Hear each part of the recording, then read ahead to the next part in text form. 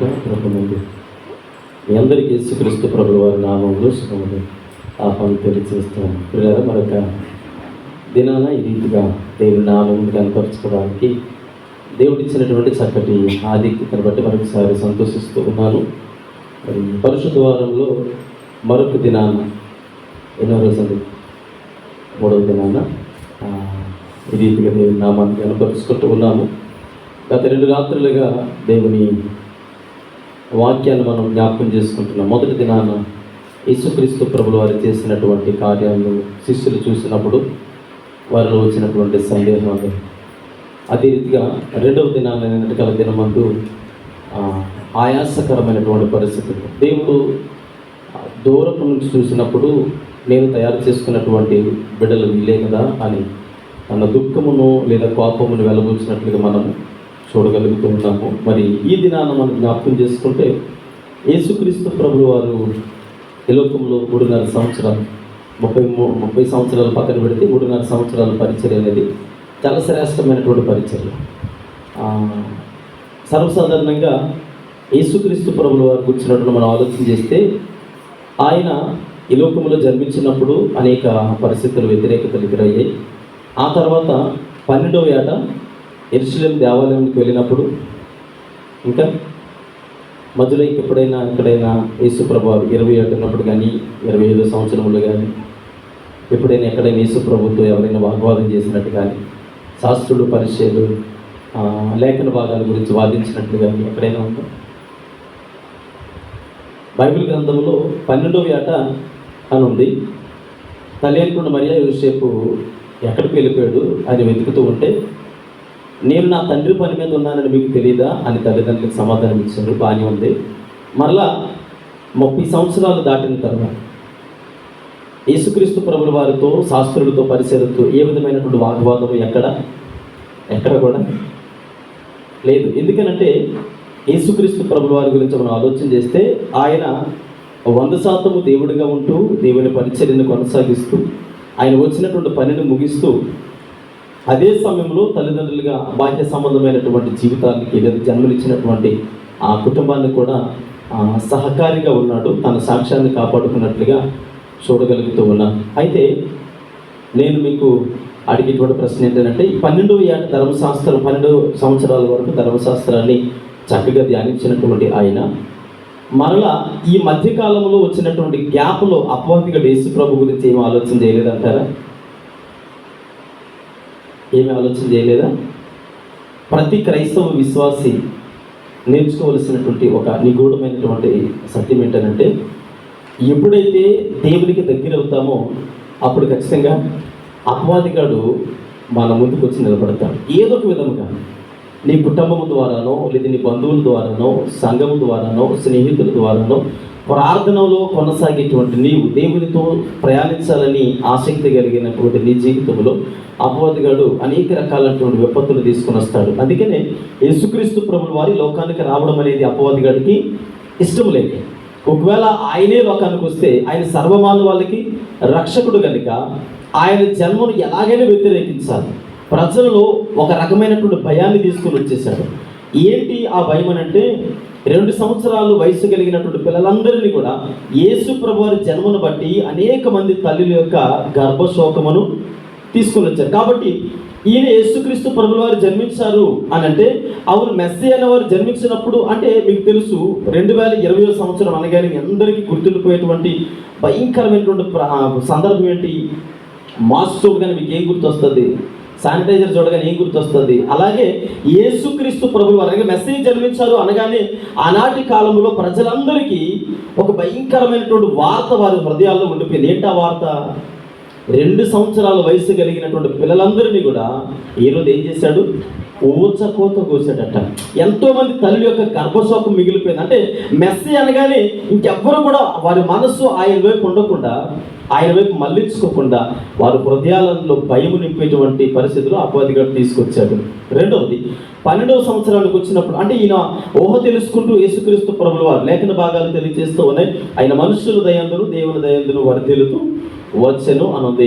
ఇప్పుడు 12వ ఏటకు వచ్చేటప్పటికి ఆయన మనస్సు అంటే పూర్వకమైనది, బాహ్య సంబంధమైనటువంటి ఉద్రేకం కాదు, కోపం కాదు, ఆవేశం కాదు, కానీ లేఖనానుసారమైనటువంటి ఉద్రేకంతో అక్కడికి వెళ్ళినప్పుడు ఆయన చాలా సందర్భాల్లో మనస్తాపానికి గురయ్యారు. అంటే మనస్తాపానికి అంటే నేను అనుకుంటాను కొన్ని సందర్భాల్లో చూడండి, మనం ఇలా ఉన్నప్పుడు మన తల్లిదండ్రులు ఎవరైనా తిడుతున్నారు అనుకోండి, మనం ఎక్కడో ఉన్నాం, నలుగురు నిలబడి మాట్లాడుకుంటూ ఉంటే అబ్బాయి చాలా చిన్నోడు, 5వ సంవత్సరం 6వ సంవత్సరం 10వ సంవత్సరం ఉంటుంది, అక్కడేమో చాలా పెద్దవారు సమాజంలో పేరు పలుకుబడగలిగిన వారు ఒక నలుగురు నిలబడి వీళ్ళ తండ్రి ఇలాంటోడు, వీళ్ళ అమ్మగారు ఇలాంటిది అని వీళ్ళ కుటుంబం గురించి మాట్లాడుతుంటే అబ్బాయి ఏం చేయగలడు? కొట్టగలడా? ఏమంటే వాళ్ళతో పోట్లాడగలరా?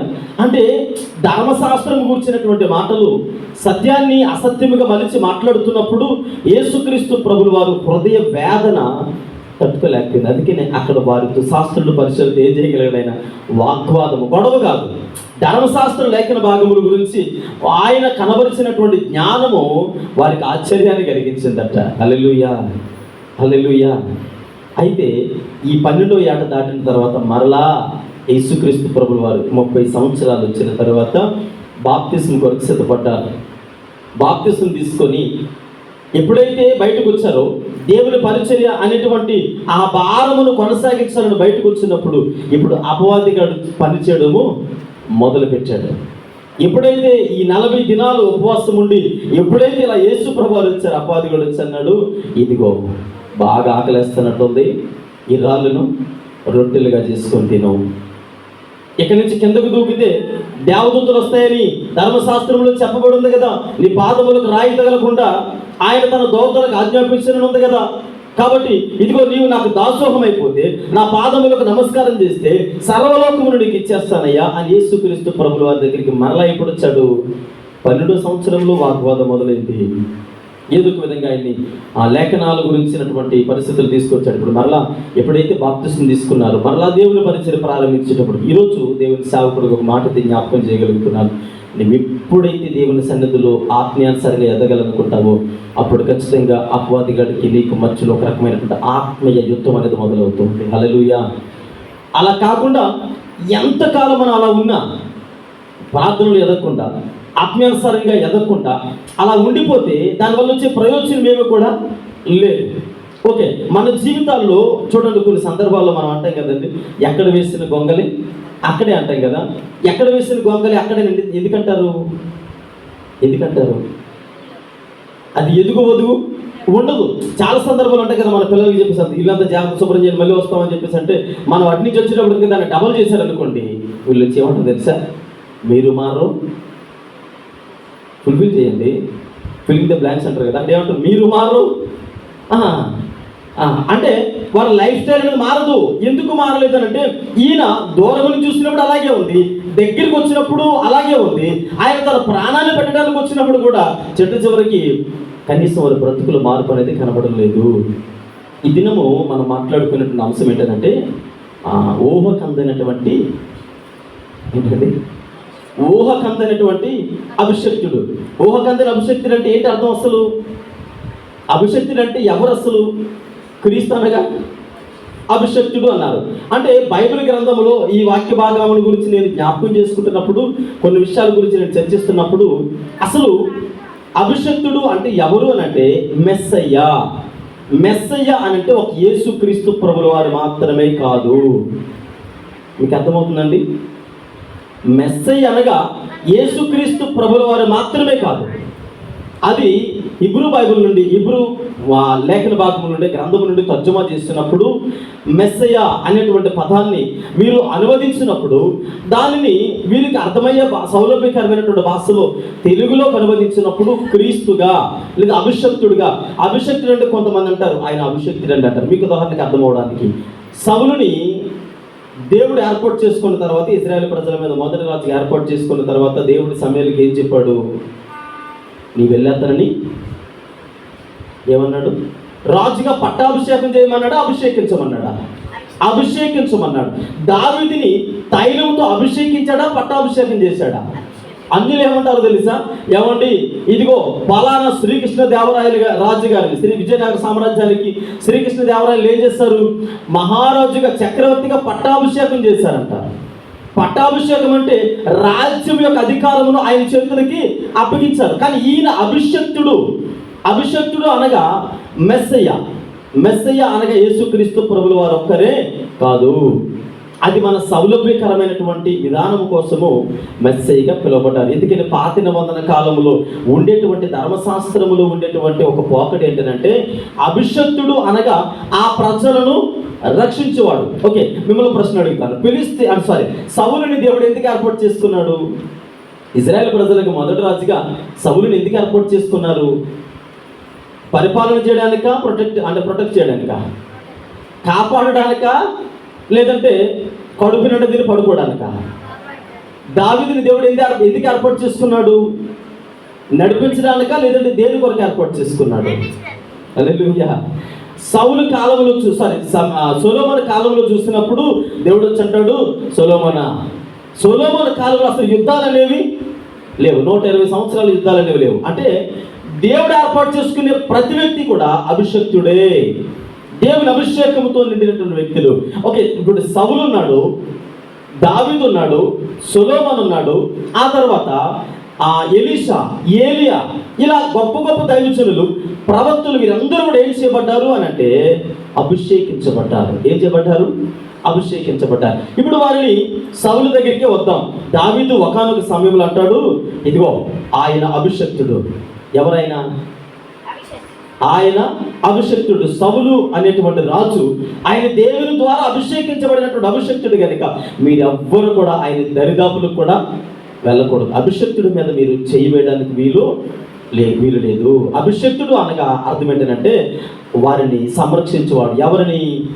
ఇశ్రాయేలు ప్రజలను సంరక్షించేవాడు. ఇప్పుడు జ్ఞాపకం చేసుకుంటున్నప్పుడు సౌలుకి ఇచ్చినటువంటి అభిషేకం ఏమైపోయింది? అభిషేకం కాస్త పోగొట్టుకున్నాడు. దురాత్మ తన మీదకి వచ్చింది. దావీదు మీదకి వచ్చినటువంటి అభిషేకమును బట్టి ఆయన కూడా బలమైనటువంటి సాధనముగా కొన్ని సంవత్సరాలు 40 సంవత్సరాలు పనిచేశాడు. 40 సంవత్సరాల తర్వాత మరలా పడిపోయినట్లుగా మనం చూడగలుగుతున్నాం. సొలొమోను కూడా 40 సంవత్సరాలు పనిచేశాడు. 40 సంవత్సరాల తర్వాత పడిపోయినట్లుగా మనము చూడగలుగుతున్నాం. మరి ఈయనకున్నటువంటి ప్రత్యేకత ఏంటి? ఏమండి, ఏలియా కొంతకాలం అభిషక్తుడిగా ఉన్నాడు, ఆ తర్వాత పిరికివాడుగా పారిపోయి దాక్కున్నాడు. ఎలీషా కొంతకాలము అభిషక్తుడిగా ఉన్నాడు, ఆయన కూడా తన జీవితాన్ని ముగించేశాడు. సరే, సౌలు దగ్గర నుండి ఎలీషాల వరకు మనం జ్ఞాపకం చేసుకున్నాం. వీరిలో ఒక్కరైనా తిరిగి లేచారా? తిరిగి లేవలేదు. పాత నిబంధన కాలంలోకి వచ్చేటప్పటికి కొంతమంది శాస్త్రులు, పరిసయ్యులు, సద్దుకయ్యులు, వారిలో ఉండేటువంటి అపోహ ఏంటంటే ధర్మశాస్త్ర గ్రంథములు అనగా పాత నిబంధన కాలంలో ఎవరైతే ప్రభువు చేత దేవుని చేత అభిషేకించబడి అభిషక్తులుగా పిలువబడి వారి మనస్సులో ఏముందనంటే దేవుడు వీరిని అభిషేకించాడు కనుక వీరందరూ కూడా ప్రత్యేకించబడినటువంటి అభిషక్తులు, వీరు మమ్మల్ని కాపాడేవారు, ఖచ్చితంగా వీరు ఒక దినాన మా దగ్గరికి వస్తారు అనేటువంటి ఆ భ్రమలో వారు బ్రతుకుతున్నప్పుడు యేసుక్రీస్తు ప్రభుల వారి గురించి చాలా మంది ఏమన్నారంటే రూపాంతరం చెందినప్పుడు ఆ రూపాంతర కొండ మీద చూసినప్పుడు ఏమన్నారు? ఈయన ఏలియా. ఆ తర్వాత అంటే శిష్యులు 3 ఉన్నారు. ఎవరా శిష్యులు 3? యేసు ప్రభుతో 3 శిష్యులు ఉన్నారు రూపాంతర కొండ మీద. యోహాను, పేతురు, యాకోబు. ఇవి 3 ఏమన్నారంటే పేతురు అన్నాడు, కొంచెం ఒక స్టెప్ ముందుకేసి అన్నాడు, ప్రభువా మనందరికి ఇక్కడ గుడారాలు కట్టేస్తాను, ఎక్కడ ఉండిపోదాం అని అంటే యేసు ప్రభు అన్నారు, ఈ గుడారాల పండుగ మనది కాదు, మన పండుగ వేరే. అంటే అభిషేకం అనేది వీరందరూ పొందుకున్నది కూడా అభిషేకమే, కానీ యేసుక్రీస్తు ప్రభువు వారు పొందుకున్నటువంటి అభిషేకము కొంచెం ప్రత్యేకమైనది. హల్లెలూయా. అందుకనే ఇక్కడ మనం జ్ఞాపకం చేసుకుంటే యేసు ప్రభు వారిని చాలామంది కొత్త నిబంధన కాలంలో చూసిన వారు ఏమన్నారంటే, అయ్యా నా గురించి ఏమనుకుంటున్నారు, అసలు నేను ఎవరినని అనుకుంటున్నారంటే మీరు ఏలియా అనుకుంటున్నారయ్యా, మీరేమో ఇంకా ఎవరు అనుకుంటున్నారు, మోషే అనుకుంటున్నారు. ఇలా చాలామంది చాలా రకాలుగా చెప్తే పేతురు అవన్నీ పక్కన పెట్టి కానీ మన ఆలోచన ఏంటంటే పేతురు అన్నాడు, అయ్యా నీవు జీవము కలిగినటువంటి దేవుని కుమారుడు అని నేను నమ్ముతూ ఉన్నాను. అంటే అభిషేకం అనేది ఆనాటి కాలంలో పాత నిబంధన కాలంలో ఉంది.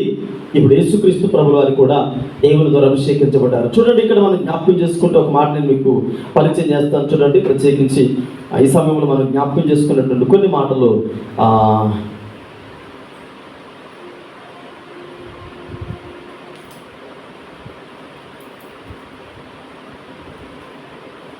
మత్తయి సువార్త 26వ అధ్యాయము 6వ వచనం చదవండమ్మా. మత్తయి సువార్త 26వ అధ్యాయము 6వ వచనము.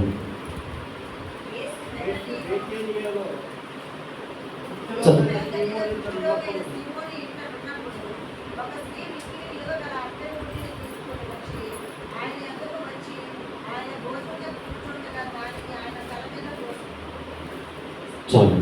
యేసుక్రీస్తు ప్రభులు వారు ఏం చేయబడ్డారు? ఒక స్త్రీ ద్వారా అభిషేకించబడ్డారు. సరే, ఇంకొక లేఖన భాగం కూడా చదవండి. మొదటి సామ్యుయేలు గ్రంథము 10వ అధ్యాయం 1వ వచనం చదవండి. మొదటి సామ్యుయేలు గ్రంథము 10వ అధ్యాయము 1వ వచనాన్ని చదువుకుందాం. అప్పుడు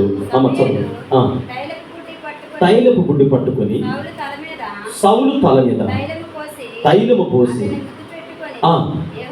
యెహోవా నిన్ను అభిషేకించను. చాలు. అదే మొదటి సమూయేలు గ్రంథము 16వ అధ్యాయం 13వ వచనం చదవడమ్మా. సమూయేలు తైలపు కొమ్మును తీసి వానికి అభిషేకం. ఎవరైనా? దావీదు. ఇప్పుడు ముగ్గురు వ్యక్తులు మీకు పరిచయం చేశాను. ఒకరు యేసుక్రీస్తు ప్రభుల వారు, రెండవది మొదటి రాజు అయినటువంటి సౌలు, మూడవది రెండవ రాజు అయినటువంటి దావీదు. ఈ ముగ్గురు విషయంలో మనం జ్ఞాపకం చేసుకుని వారు ఏం చేయబడ్డారు? తైలముతో అభిషేకించబడ్డారు. అంటే అభిషేకం అనేది ముగ్గురు జీవితాల్లో ఉంది. మరి పరిశుద్ధత అనేది ఎంతమంది జీవితంలో ఉంది? వారి ముగ్గురు జీవితంలో పరిశుద్ధత ఉందా? ఎవరి జీవితంలో కనబడుతూ ఉంది? యేసుక్రీస్తు ప్రభుల వారి జీవితంలో మనం జ్ఞాపకం చేసుకుంటే, ఈయనకి మనము పెట్టబడినటువంటి పేరు ఈ దినాన పాఠ్యాంశం ఏమని జ్ఞాపకం చేసుకున్నాం? ఈ అభిషక్తుడండి, ఊహకు అందనటువంటి అభిషక్తుడు. ఎందుకు ఊహకు అందలేదు అని అంటే, చాలా మంది అనుకున్నారు ఈయన సమూయేలు వలె, లేదా ఏలీ వలె, లేదంటే ఎలీషా వలె, లేదంటే మోషే వలె, యోహాను వలె, ఇలా రకరకాలుగా వారికి నచ్చినటువంటి ఊహాగానాలు ఉన్నాయి. చాలా మంది ఏమనుకున్నారంటే ఇలా ఉంటాడండి యేసుప్రభు అంటే, మేబీ ఇలా ఉండొచ్చేమో. ఎందుకనంటే 12 సంవత్సరాల నుంచి 30 సంవత్సరాల మధ్యలో ఏమొచ్చింది? గ్యాప్ అనేది వచ్చింది. అంటే ఈయన కూడా అందరిలాంటి వాడే. ఎలాంటి వాడు? ఈయన కూడా అందరిలాంటి వాడే. ఈయనేమి ప్రత్యేకమేమి కాదండి. ఈయన కూడా భయపడ్డాడు. ఈయన కూడా దేవుని పరిచయంలో మామూలు వాడిగా ఉండిపోయాడు అని అంటే, ఈయన ప్రత్యేకించబడిన వాడిని ఎప్పుడు తెలిసింది అని అంటే, వీరికి అలాగే పాత నిబంధన కాలంలో ఉండేటువంటి అభిషక్తులకి యేసుక్రీస్తు ప్రభుల వారికి మనం కంపేర్ చేసి చూసినప్పుడు అభిషేకం అనేది వారికి ఉంది, యేసుక్రీస్తు ప్రభుల వారికి ఉంది. కానీ ఆచరణ అనేది ఎవరి జీవితంలో ఉందో వారు మాత్రమే దేవునికి ఇష్టకరమైనటువంటి బిడ్డలుగా మనం జ్ఞాపకం చేసుకుంటూ ఉన్నాం. అంటే ఇక్కడ మనం జ్ఞాపకం చేసుకుంటున్నప్పుడు ఇంకా చాలా పేర్లు ఉన్నాయి. వీరందరి గురించి మనం జ్ఞాపకం చేసుకోవడానికి సమయం సరిపోదు. కానీ జ్ఞాపకం చేసుకున్నట్టయితే ఇక్కడ 12 మంది శిష్యుల్లో కూడా ఒక రకమైనటువంటి డౌట్స్. మళ్ళీ నేను ఎందుకు ప్రశ్నలు డౌట్లను జ్ఞాపకం చేస్తానంటే, యేసుప్రభు అన్నారు 3 సార్లు యేసుప్రభు చెప్పారు. 3 సందర్భాల్లో యేసుప్రభు అన్నారు, ఇదిగో నేను మరణించి మరలా 3వ దినాన తిరిగి లేస్తానని 3 సార్లు, ఒకసారి కాదు 2 సార్లు కాదు కానీ 3 సార్లు వారితో చెప్పారట. అయ్యా, నేను యెరూషలేములో వెళ్ళిన తర్వాత నేనేం చేస్తాను? మరణిస్తాను, మరలా 3వ దినాన సజీవుడిగా లేస్తాను అని అంటే, వారు అనుకున్నారు ఇది వరకు అభిషక్తులు వచ్చారు కదా. ఎవరు అభిషక్తులు? రోషము కలిగినటువంటి అభిషక్తుడు, ఇజ్రాయేల్ ప్రజలకు రాజుగా పిలవడిన అభిషక్తుడు, అనేక యుద్ధాలలో విజయం సాధించినటువంటి అభిషక్తుడు, వాట మెరిగినటువంటి అభిషక్తులు, ఇలా చాలా మంది వచ్చారు కదా. ఈయన కూడా అలాంటి వాడే. యేసు ప్రభు వారిలో వారు చూసేటువంటి దృక్పథం వేరు. యేసు ప్రభు వారిని వారు ఊహించుకునే ఊహాగానాలు వేరు. వారి ఊహకి అందలేనటువంటి దేవుడు ఎవరైనా ఉన్నారంటే అది యేసుక్రీస్తు ప్రభుల వారే. వారు ఊహించుకున్నది వేరు. అందుకనే మనం జ్ఞాపకం చేసుకుంటే యెషయా గ్రంథంలో ఏమన్నాడని చదవవసరం లేదు. కానీ మీ తలంపులు మీ ఊహలు వేరు, నా ఆలోచనలు వేరు. మనం అనుకుంటాం కదా, అందుకని ఓ మాట ఉంది కదా, ఊహకి మనం ఊహించిన దానికంటే ఆశించిన దానికంటే ఉన్నతమైనటువంటి కార్యాలు చేసేటువంటి దేవుడు. ఎలా సాధ్యమైందో నాకు తెలియదు కానండి, అసలు నేనేంటండి బాబు అసలు అది అని చాలామంది అంటారు. కొంచెం నేను అసలు అలా పాస్ అవుతాను అనుకోలేదు, అసలు అది సాధిస్తాను అనుకోలేదు. చాలామంది వచ్చారు, కానీ అందులో నేను ఉన్నతమైన స్థితిలో ఉన్నానంటే నిజంగా దేవుని ఉచితమైన కృప. ఊహకందలేనటువంటి కార్యాలు చేసేటువంటి దేవుడు. ఇది మాత్రమే కాదు, అభిషేకములో ఆయన మాత్రమే ఎందుకు ప్రత్యేకం అని అంటే, ఆయన అభిషేకమునకు అర్హుడు. మిగిలిన వాళ్ళు అభిషేకం పొందారు.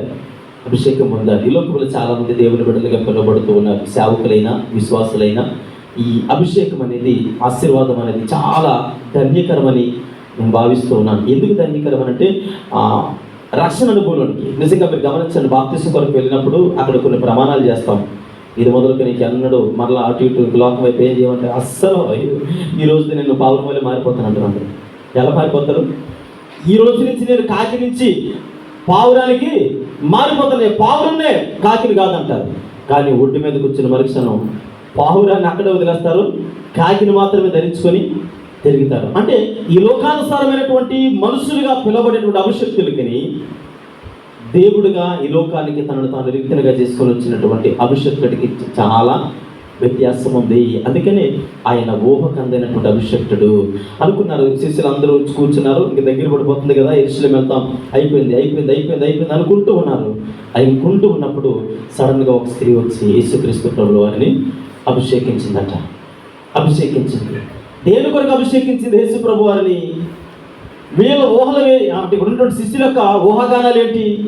యోధకు ఉన్నటువంటి ఊహాగానం ఏంటి? ఏమండి, గత రాత్రి అనుకుంటా తెలియజేస్తాను, ముందు రాత్రి నిన్న రాత్రి తెలియజేస్తాను. యోధకి ఏం కావాలి? ఆర్థిక శాఖ మంత్రి.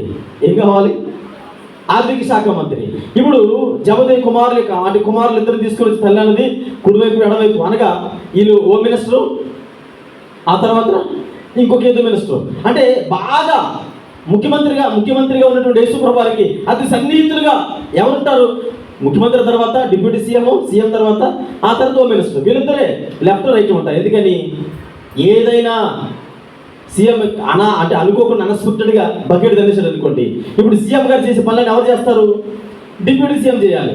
ఒకవేళ రాష్ట్రంలో అల్లకల్లోలు మొదలయ్యాయనుకోండి, ఎవరు శ్రద్ధ తీసుకోవాలి?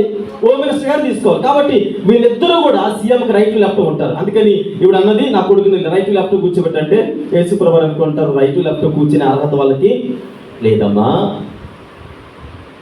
యేసు ప్రభు ఊహాగానాలు వేరు, వీరుకుండేటువంటి ఊహలు వేరు. వచ్చారు, అక్కడ కూర్చుంటారు. యోధా గారు అంటారు సంచి వైపే చూస్తున్నారు. అలా సంచి అంతా ఖాళీగా ఉంది. ఎప్పుడు వచ్చింది అప్పుడు పోతూ ఉంటే పాపం మనసంతా లాగేస్తుంటే ఇలా గుమ్మలాడుతూ స్మెల్ వస్తూ ఉంటే అని వాసన చూసి అనుకున్నాడు, ఎక్కడిది వాసన అనుకుని ఎలా చూసేటప్పటికి యేసు బాబుని తడిపేస్తుంది. దేవుడు శుభ్రంగా అత్తరేసి తడిపేస్తుంటే, అరే ఎంత పని చేసావమ్మ వస్తువులు, అది అమ్ముంటే ఎంత డబ్బు వచ్చింది, ఇదంతా తీసుకెళ్ళి పేదలకు పంచేవాళ్ళం కదంటే. ఏ రోజైనా పట్టుమని 10 రూపాయలు పేదలు పంచిన మహాత్ముడైనా పేదలు కడుపు కొట్టి లాక్కున్నాడు తప్ప బరబ్బ దగ్గర ఉన్నప్పుడు చేసిన పని ఏంటి? బందిపోటు దొంగలు కదా. బందిపోటు దొంగల పని ఏంటి? దారిని వెళ్ళిపోయే వారిని దారిని కాసి వాళ్ళందరినీ దోచుకొని లాక్కొని అంటే నిర్దాక్షిణ్యంగా వారిని చంపేసి పట్టుకుపోయేటువంటి గుణలక్షణాలు ఎవరివి? బందిపోటు దొంగలవి. పాపయ్య గారు చత్రుడు పేదలకు పంచెత్తాను కదా అంటారు. అంటే దాన ధర్మాలు ఎవరు సొమ్ము? జేబులో సొమ్మా, పరులు సొమ్మా? యేసు ప్రభు దగ్గరకు వచ్చాడు. యేసు ప్రభు అంటారు, నువ్వెంత దాన ధర్మాలు అంటే నువ్వెంత దానవీరుడు, నువ్వెంత పంచేవాడు, నువ్వెంత దానం చేసేవాడు, నీ గురించి నాకు తెలుసు కానీ బాబు, పేదలప్పుడు నీతోనే ఉంటారు కానీ నీతోని ఉండను, నేను మీతో ఉండను. సౌలు అభిషేకించబడ్డాడు, అభిషేకం నిలబెట్టుకోలేకపోయాడు. దావీదు అభిషేకించబడ్డాడు, ఆ అభిషేకం ఎంతో కాలం నిలవలేదు. సొలొమోను అభిషేకించబడ్డాడు, అది కూడా ఎంతో కాలం నిలబెట్టుకోలేకపోయాడు. సంసోను అభిషేకించబడ్డాడు న్యాయాధిపతిగా, ఆయన కూడా నిలబెట్టుకోలేకపోయాడు. యేసుక్రీస్తు ప్రభువారు కూడా అభిషేక్తుడే, ఆయన కూడా అభిషేకించబడ్డాడు అత్తరుతో. కానీ ఈయన అభిషేకం ప్రత్యేక వ్యక్తి, వారి ఊహలకు అందలేనటువంటి అభిషేకం. అనుకున్నారు ఏంటి అసలు అత్తరుతో అభిషేకిస్తే ఈయనంటే వెరైటీగా మాట్లాడతాడు, పేదలు ఉంటారు నేను ఉండను అంటాడేంటి, ఎక్కడికి వెళ్ళిపోతాడు ఈయన? ఇదివరకు ఆయన ఆల్రెడీ చెప్పాడు కదా 3 సందర్భాలు చెప్పాడు. మరలా అక్కడ ఏం చెప్తున్నారు చూడండి ఒకసారి. వాక్య భాగం చదవండి, మరలా వాక్య భాగం చదవండి. మార్కు సువార్త 14వ అధ్యాయము.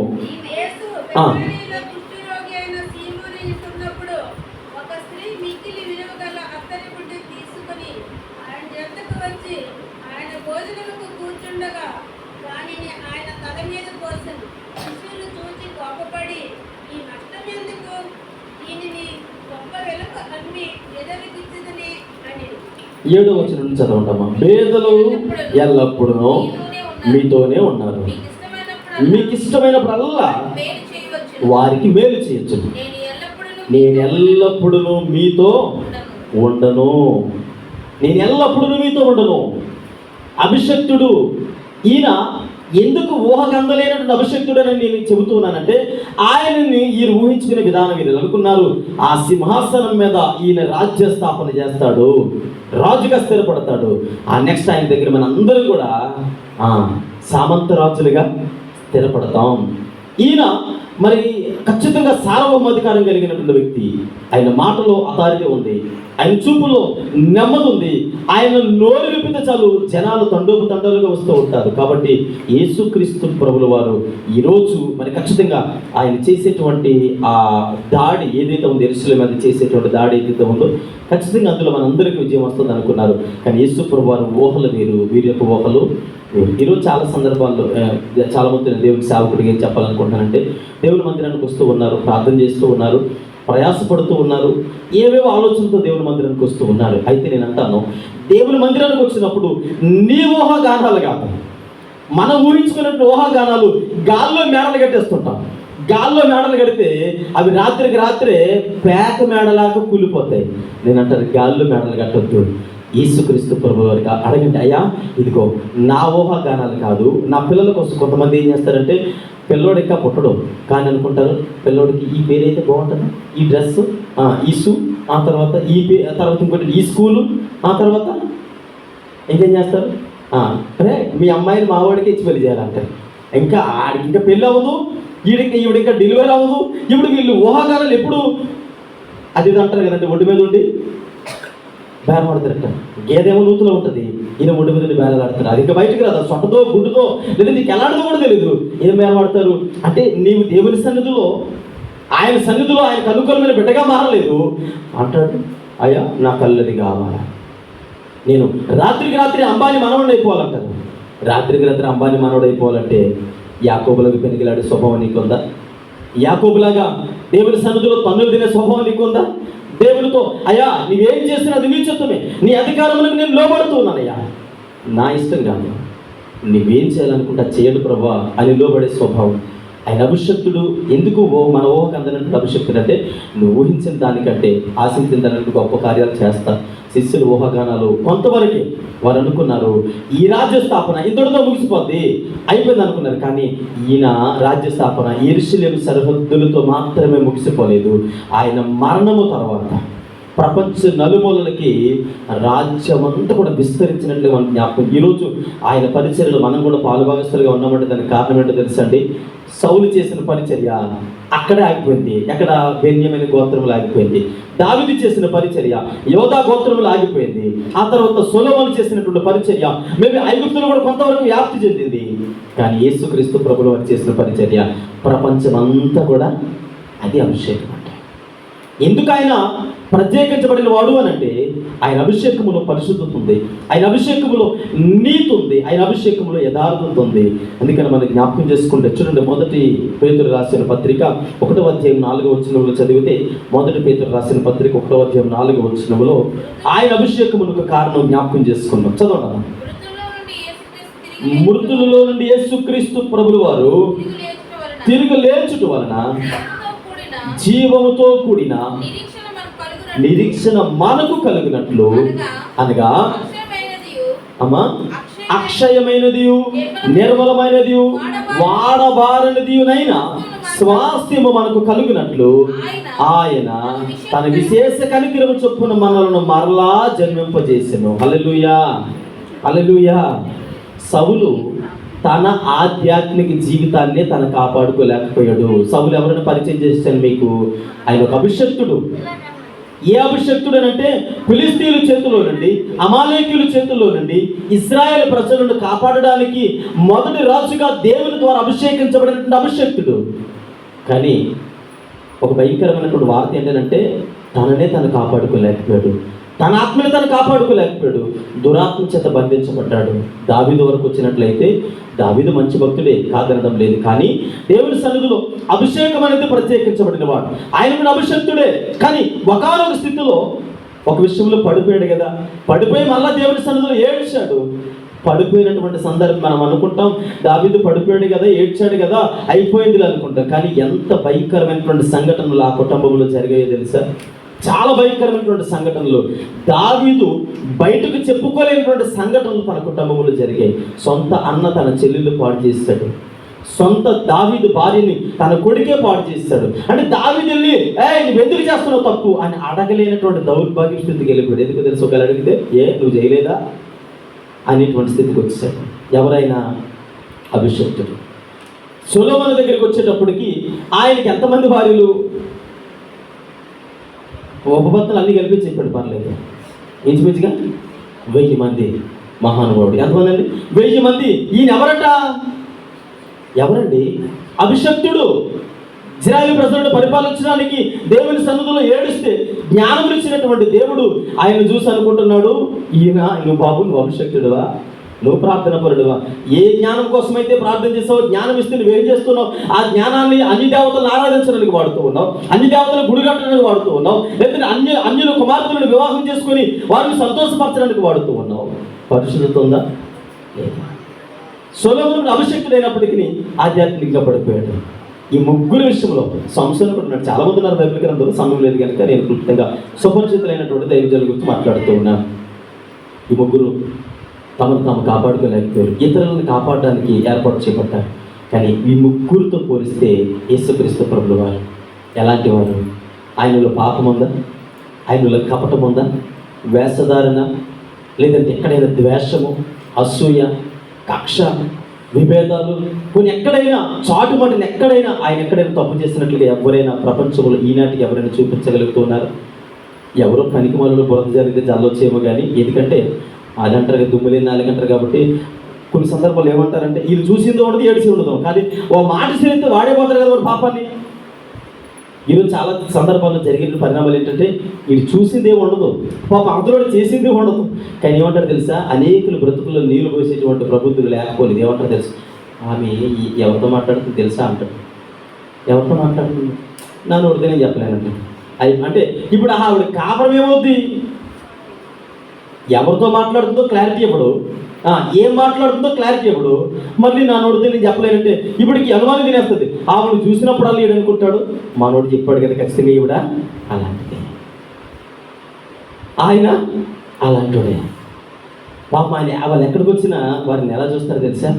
యేసుక్రీస్తు ప్రభుల వారి మీద ఎవడో పనికిమాలుడు ఈ మధ్యకాలంలో నేను విన్నాను, యేసు ప్రభు వారికి పిల్లలు పుట్టారు, భార్య అని చెప్పేసి అంటారు. నిజానికి ఒకవేళ నిజంగా అదే పరిస్థితి వస్తే బైబిల్కి పరిశుద్ధ గ్రంథం అని పేరు తీసేటని చెప్పేసి ప్రపంచం అంతా ఏం చేసేది? ఎన్ని ధర్నాలు చేసేదో. ఎక్కడైనా ఉందా? పోయినాక ఏ గ్రంథానికైనా ఉందా పేరు? ఒక బైబిల్ గ్రంథానికి మాత్రమే పరిశుద్ధ గ్రంథం అని ఉంది. ఆయన పరిశుద్ధుడు కనుక, అభిషక్తుడు అనగా ఒక ప్రత్యేకించబడినటువంటి దేవుడు ఆయన. ఈ లోకంలో చాలా మంది అభిషక్తులు ఉన్నారు, బైబిల్ గ్రంథంలో చాలా మంది అభిషక్తులు ఉన్నారు. కానీ యేసుక్రీస్తు ప్రభుల వారు ఊహకందలేనటువంటి అభిషక్తుడు. ఎవ్వరు ఊహాగానాలకు అందరు అనుకున్నారు ఈయన మనలాంటి మనుషుడే, యోసేపు మరియలకు పుట్టినవాడు కదా, మనలాంటి వ్యక్తి, మనతో పాటు సహవాసం చేస్తున్నవాడు అనుకున్నారు. కానీ యేసుక్రీస్తు ప్రభువు వారు ఒక మాట చెప్పేసి ముగించేస్తాను. కానా విందుకి వెళ్ళినప్పుడు అందరూ అనుకున్నారు ఈయన కూడా అందరిలాగే ఇన్వైట్ చేయబడ్డారు అనుకున్నారు. అందరిలాగే వచ్చాడు, అందరిలాగే కూర్చున్నాడు. అందరూ చక్కగా ఆర్భాటంగా జరుగుతూ ఉంది. ఆర్భాటంగా జరుగుతుంటే పేతురు ద్రాక్షరసం అయిపోయింది, కొద్దిగా వచ్చి ప్రార్థన చేయన్నారా? మరియమ్మ గారు ద్రాక్షరసం అయిపోయింది, కొద్దిగా ప్రార్థన చేయండి అన్నారా?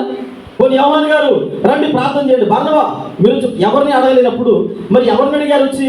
మరియమ్మ గారి దగ్గరికి వచ్చామా? ఈయన్ని ఎందుకు అడగాలి? ఎవరైనా ఎవరి ఊహలకి అందలేనటువంటి అభిషేకుడు. ఆయనలో ఒక ప్రత్యేకత, ఆయనలో ఒక రకమైనటువంటి, అంటే చూసినప్పుడు మన జీవితంలో మందిరంలో చాలామంది ఉంటారు, కానీ కొంతమందికి మాత్రమే దేవుని సన్నిధిలో దేవుడు చేసేటువంటి కార్యాలు మనం చూస్తుంటే కొన్ని సందర్భాల్లో చాలామందికి మనకు కూడా ఈర్చగలుగుతుంటుంది. ఎందుకంటే దేవుడు వారికి కార్యాలు చేస్తాడంటే వారికి దేవునికి మధ్యలో ఉండేటువంటి సంబంధం అలాంటిది. వారు దేవుడితో అలాంటి సహవాసాన్ని ఏర్పాటు చేసుకున్నారు. మనం కూడా దేవుడితో అలాంటి వ్యక్తిగత సహవాసాన్ని ఏర్పాటు చేసుకుంటే, అలాంటి ప్రార్థనా జీవితాన్ని ఏర్పాటు చేసుకుంటే ఖచ్చితంగా నిన్ను కూడా దేవుడు అలా ఆశీర్వదించడానికి సంసిద్ధుడిగా ఉన్నాడు. యేసు ప్రభు మరియమ్మ దగ్గరికి వచ్చారు. అమ్మ కొంచెం చూడొచ్చు కదా, కొంచెం ఆయనకు మాట చెప్పానంటే యేసు ప్రభు దగ్గరికి వచ్చి బాబు అంటే అమ్మ చెప్పు ఏంటి విషయం? ద్రాక్షరసం అయిపోయిందంట. ద్రాక్షరసం అయిపోయింది కరెక్టే, కానీ నా సమయం ఇంకా రాలేదు. సరే సమయం వచ్చింది బాబు, వాటర్ తీసుకొచ్చి చక్కగా నింపండి అన్నారు. నింపిన తర్వాత ముంచి తీసుకెళ్ళిపోండి అన్నారు. ఏమైంది? ఎందుకు అలా చేయగలిగాడు అంటే మీరు జ్ఞాపకం చేసుకోండి, మరణించినటువంటి వ్యక్తి నుండి లేవనెత్తినప్పుడు కానీ, లేదా స్వస్థతలు చేసినప్పుడు కానీ చాలామంది అనుకున్నారు యేసు ప్రభువుని పట్టుకోవాలనుకున్నారు, కానీ ఎవ్వరి వల్ల కాలేదు. ఎందుకనంటే ఈయన పాత నిబంధన కాలంలో పరిచయం చేసినటువంటి ప్రవక్తల వంటి వాడు కాదు, రాజుల వంటి వాడు కాదు, యాజకుల వంటి వాడు కాదు. యాజకుడు ప్రత్యక్ష గుడారంలో ఆ అతి పరిశుద్ధ స్థలంలోకి వెళితే ఏం కట్టేవారు? గట్టి కట్టేవారు, నడానికి కుక్క కట్టినట్టు. ఆ అతి పరిశుద్ధ స్థలంలోకి వెళ్ళిన తర్వాత ఒకవేళ యాజకుడు గంట కట్టేవారు. ఈ వెనకతల గంట కడితే ఆ మందసం చుట్టూ తిరుగుతున్నప్పుడు ఆ గంట శబ్దం వచ్చేది, టక్ టక్ టక్ టక్ శబ్దం వచ్చేది. ఎప్పుడైతే బెల్ల శబ్దం ఆగిపోయిందో ఆ తాడు పట్టుకుని బయటికి ఈడ్చేసేవారు. అంటే ఆయన పాపం చేశాడు కనుక చనిపోయాడు. అభిషక్తులే ప్రవక్తులు, యాజకులు, రాజులు వీళ్ళందరూ అభిషక్తులే, కానీ ఈయన వారి లాంటి వాడు కాదు. ఈయనలో ఒక ప్రత్యేకం. అందుకనే పిలాతు అంటాడు కదా, ఈయన యందు నాకు ఏ కపటము, ఏ ద్వేషము, ఏ దోషము, ఏ పాపము నాకు కనబడలేదు. మరి మీరు ఏం చూసి ఆయన సిలువేమంటున్నారో నాకైతే తెలియదు. ఈయన ఊహకందలేనటువంటి అభిషక్తుడు. కనుక ఈ రాత్రికాల సమయంలో ఏ ఊహాగానాలతో మందిరంలో కూర్చుంటున్నారో నాకు తెలియదు. మన ఊహలకి అందలేనటువంటి కార్యాలు చేసేటువంటి దేవుని సన్నిధిలో ఉన్నాం. మనము చాలా సందర్భాల్లో చిన్న చిన్న కోరికలతో మన జీవితాన్ని ముగించేస్తాం. చిన్న కోరికలే, కానీ సర్వలోకానికి చక్రవర్తిని మనం ఆశ్రయించామనేటువంటి విషయాన్ని మర్చిపోతూ ఉన్నాం.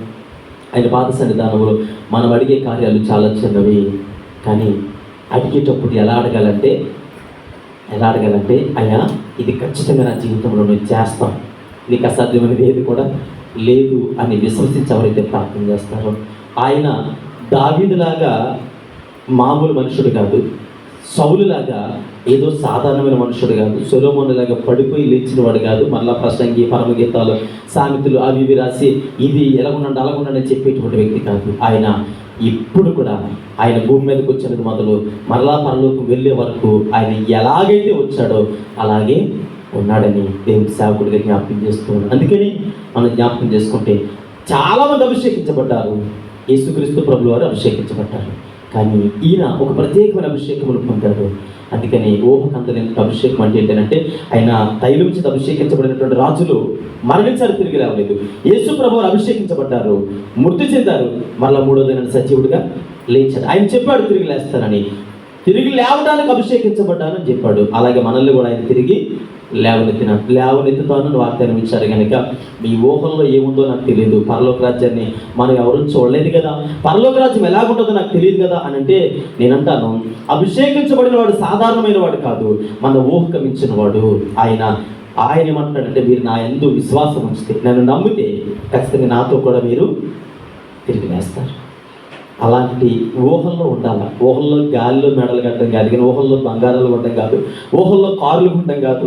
కొంతమంది ఊహల్లోనే ఫ్లైట్ నడిపేస్తారు. ఇవన్నీ పక్కన పెడితే నేనంటాను, ఊహల్లో పరలోక రాజ్యంలో ఉన్నామని ఊహించుకోండి. ఊహల్లో యేసుక్రీస్తు ప్రభువు వారితో ఆరాధన చేస్తామని ఊహించుకోండి. ఊహల్లో యేసుక్రీస్తు ప్రభువు వారు పక్కనే ఉన్నామని ఊహించుకోండి. ఎప్పుడైతే అలాంటి ప్రార్థన సహవాసాన్ని మనం అవలంబించుకుంటామో, హృదయ వాంఛలను తీర్చగలిగినటువంటి దేవుడు కనుక, నీ కోరికను సిద్ధింపజేయగలిగిన దేవుడు కనుక, అలాంటి ఊహాగానాల మధ్యలో ఊహించుకొని లోకంలో పాపం చేయమని కాదు నేను చెప్పేది. ఊహాగానంతో పాటుగా పరిశుద్ధతతో కూడిన జీవితం కూడా ఉండాలి. అప్పుడు సౌలు వలె, దావీదు వలె, సొలొమోను వలె కాదు, కానీ యేసుక్రీస్తు ప్రభుల వారి వలె మనం తిరిగి మూడవ దినాన ఆయనతో పాటుగా కడబోర శబ్దము వినినప్పుడు ఆయనతో పాటుగా లేవనెత్తే గుంపులు మనము కూడా ఉంటాము. ప్రార్థన చేసుకుంటాం. ఈ లోకములో చాలామంది సేవకులు అభిషేకించబడ్డారు, చాలామంది ప్రవక్తలు